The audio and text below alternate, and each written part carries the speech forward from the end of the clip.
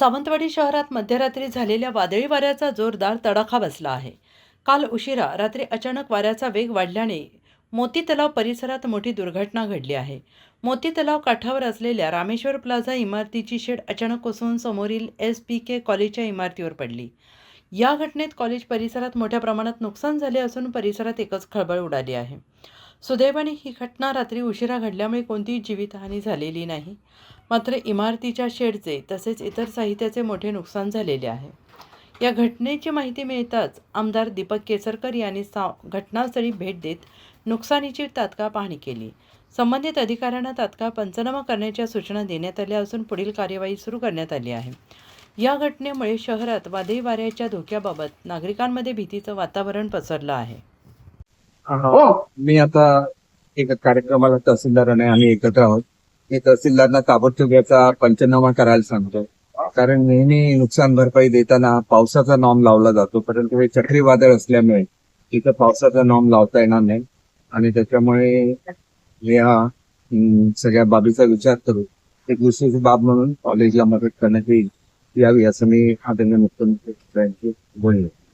हीच लवकरात लवकर करण्याच्या संदर्भात मी एक्झिक्युटिव्ह इंजिनियर आणि सुपरवायझरशी बोलेन आणि बाहेरची जादा लोक पाठवून या ठिकाणचा विस्तार करण्यात.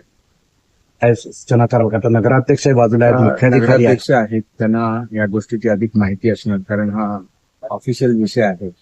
त्याला त्या माहिती घेऊन त्याच्यात काय संदर्भात काय करायचं त्याच्यावर योग्य तो निर्णय घेतला त्याची मला खात्री.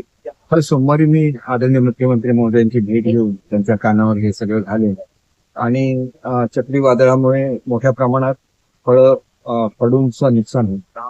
तर या सगळ्याचा विचार करून शेतकऱ्यांना योग्य ती मदत मिळावी.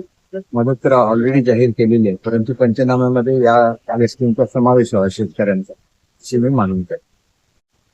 नमस्कार. आता आम्ही पाहणी करायला निघाले होते आणि बघितलं की बहुतेक डॅमेज झालाय सावंतवाडी सिटीला. बहुतेक रूफ पण पडले आहे. आम्ही लवकरात लवकर त्याच्यावर पाहणी करणार आहे. लोकांना जी मदत लागली आमची नगरसेवकची टीमनं ऑलरेडी इन्फॉर्म करून घेतलं आहे.